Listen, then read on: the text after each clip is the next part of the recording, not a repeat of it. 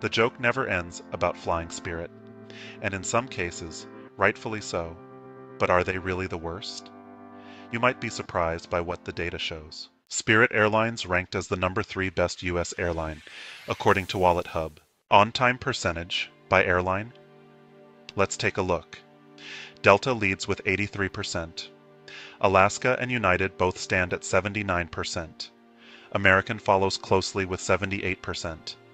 Spirit and Southwest are tied at 75%. Allegiant comes in at 71%. JetBlue at 68%. And both Hawaiian and Frontier at 67%.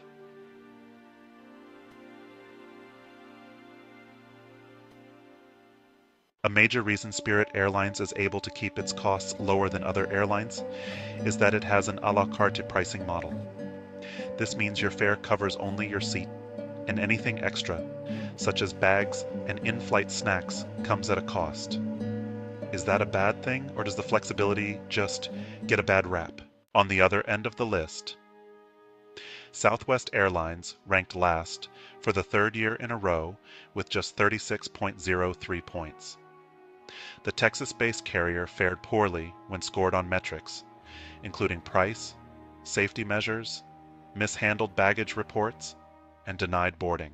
Spirit Airlines is the #1 U.S. airline for safety and affordability, according to a Wallet Hub Best Airlines of 2024 list. So, are they the worst? You decide.